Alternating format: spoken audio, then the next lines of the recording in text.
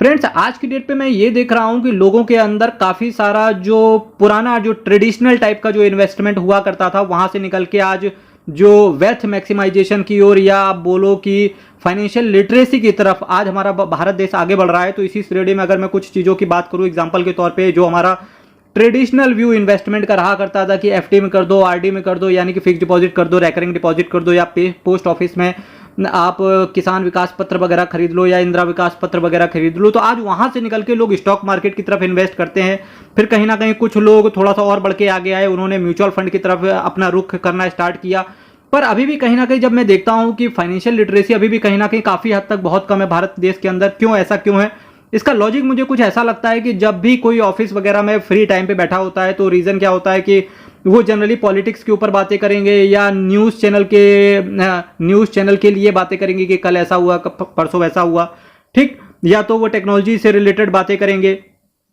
पर कहीं ना कहीं जब बात फाइनेंस की आती है तो कहीं ना कहीं एक तो उन्हें पता भी नहीं होता है और दूसरा अगर पता भी है तो कहीं ना कहीं लोग बचते हैं। इसका परफेक्ट एग्जांपल के तौर पे आज भी इंडिया के अंदर ऐसा देखा जाता है कि लोगों के अंदर एक मिथ है, अपनी सैलरी नहीं बतानी चाहिए। मुझे तो इसका लॉजिक ही समझ में नहीं आया कि अपनी सैलरी क्यों नहीं बतानी चाहिए भाई, क्योंकि जब तक सामने वाला एक बार आप सैलरी बता के देखो तो हो सकता है वो कभी आपको बताए कि भाई इन्वेस्टमेंट कर लो, आप ये तरीका अच्छा है, ये तरीका अच्छा है। तो कई बार इन्वेस्टमेंट क्या करता है, इन्वेस्टर क्या करता है, छुप छुपा के किसी तरीके से म्यूचुअल फंड में इन्वेस्ट कर देता है। और कई बार यही वो गलती कर देता है कि एग्जाम्पल के तौर पे अगर कोई किसी भी बंदे का अगर म्यूचुअल फंड में इन्वेस्टमेंट 10,000 रुपए जा रहा है तो कई बार वो ये गलतियां कर देता है कि 5,000 रुपए की 2 SIP ले ली और दोनों उसने स्मॉल कैप ले लिए। चलो यहां तक भी ठीक रहा कि 2 स्मॉल कैप उसके फंड में आ गए, यानी कि बहुत ज्यादा तेजी से रिटर्न मिलेगा। साथ ही साथ अगर कुछ गलत हुआ स्टॉक मार्केट के अंदर तो उतनी ही तेजी से रिटर्न उसका नीचे आते हुए देखने को मिलेगा। चलो यहां तक तो समझ में आता है, पर यह समझ में नहीं आता कि जो उसने फंड ले रखे हैं, जैसे स्मॉल कैप कैटेगरी में ही जो उस बंदे ने फंड उठा रखे हैं, तो कई बार मैं ऐसा देखता हूं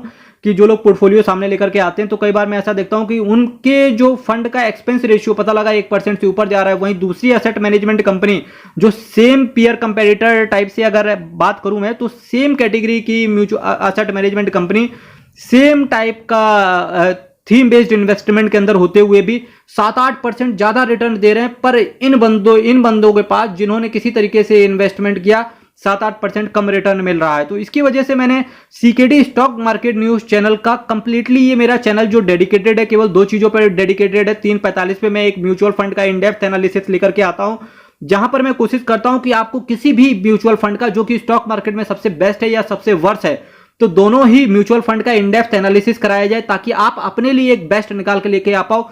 साथ ही साथ शाम को 8:30 बजे मैं एक इंडिविजुअल स्टॉक का इन डेप्थ एनालिसिस करवाने की कोशिश करता हूं। जो भी क्वार्टरली रिजल्ट्स आते हैं उसके बारे में बताने की कोशिश करता हूं, जो भी एनुअल रिजल्ट्स जब ईयर ऑन ईयर बेसिस पर आते हैं तो उसको मैं बताने की कोशिश करता हूं।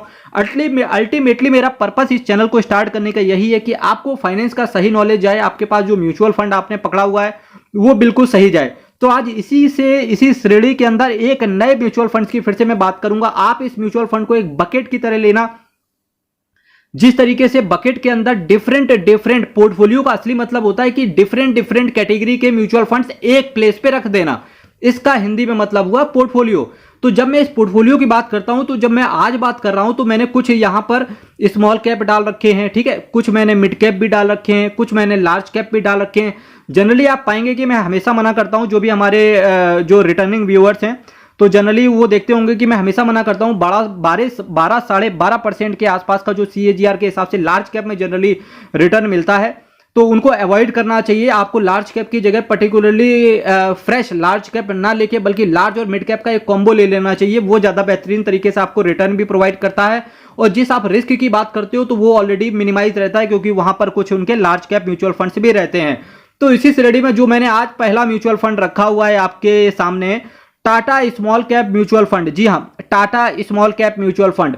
जब भी मैं स्मॉल कैप की बात करता हूं तो जनरली लोगों को पता होगा, SBI निप्पॉन के बारे में सबको पता होगा, पर एक टाटा छुपा रुस्तम टाइप का एक म्यूचुअल फंड ऐसा है जो कुछ अगर जैसे 4 कैटेगरी से हमेशा मेरा जो बेसिस रहता है वो 4 बेसिस रहता है। NAV की बात करता हूं, रिटर्न की बात करता हूं, कितने सालों से वो म्यूचुअल फंड काम कर रहा है, साथ ही साथ उसका एक्सपेंस रेशियो कितना है।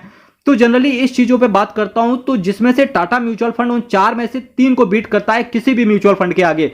मेरे मित्रों अगर मैं इसके एनएवी की बात करूं 27 रुपए का केवल इसका एनएवी चल रहा है। वहीं अगर निप्पॉन की बात करोगे 110 का एनएवी है।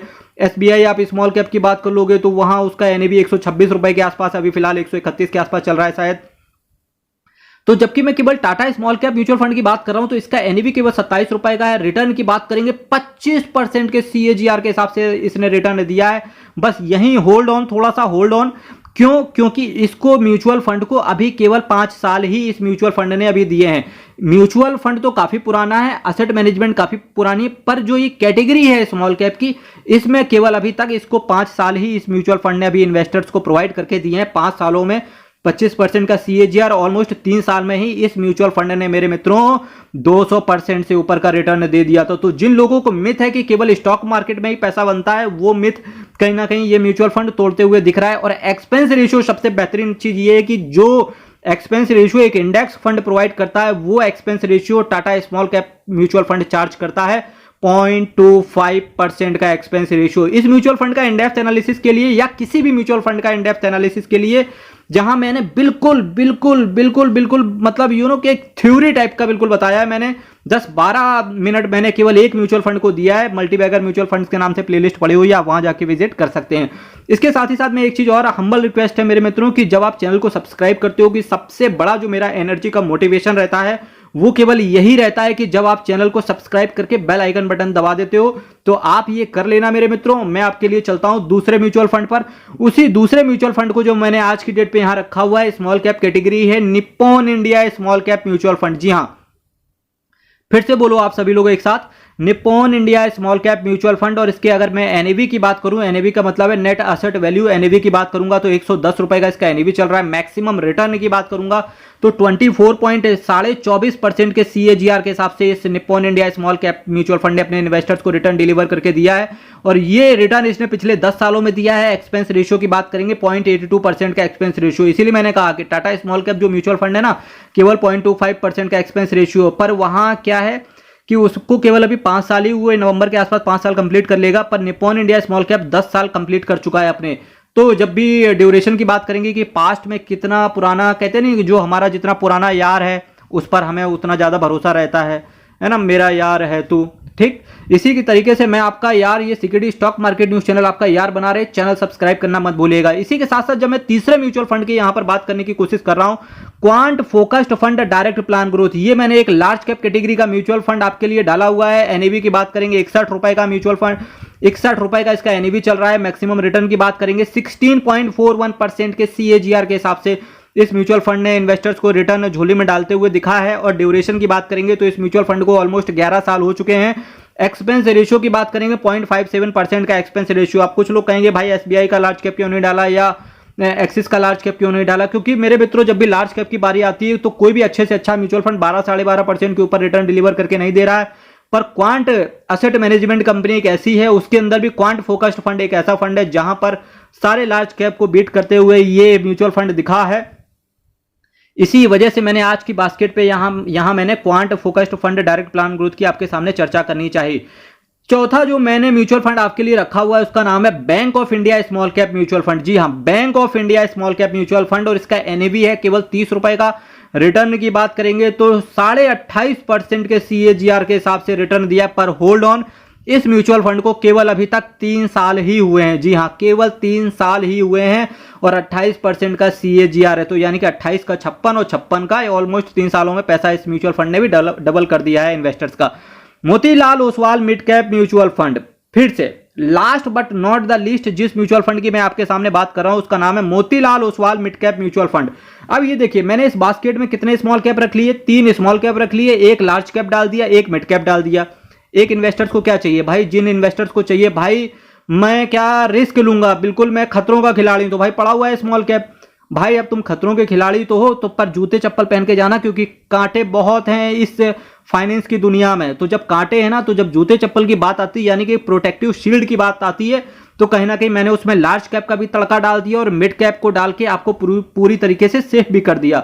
उस सेफ्टी में भी कुछ मैंने और अच्छा एक ट्रस्ट को बिल्डअप करने की कोशिश करी है। तो ट्रस्ट को बिल्डअप जब भी बात आती है तो या तो आपको टाटा असेट मैनेजमेंट कंपनी के पास जाना पड़ेगा, या एसबीआई के पास जाना पड़ेगा। इसी कैटेगरी में एक ट्रस्ट वर्दी असेट मैनेजमेंट कंपनी और दिखती है जिसका नाम है Motilal Oswal asset management company, और मैंने उसी का चुना हुआ है आज। Motilal Oswal mid cap mutual fund, इसका एनएवी 62 रुपए का है। रिटर्न की बात करेंगे 21.84% के CAGR के हिसाब से ये म्यूचुअल फंड अपने इन्वेस्टर्स को रिटर्न डिलीवर करते हुए देखने को मिला है। ड्यूरेशन की बात करेंगे तो पास्ट में 9 साल से इस कैटेगरी में ये असेट मैनेजमेंट कंपनी काम कर रही है। एक्सपेंस रेशियो की बात करेंगे तो 0.76% का एक्सपेंस रेशियो है।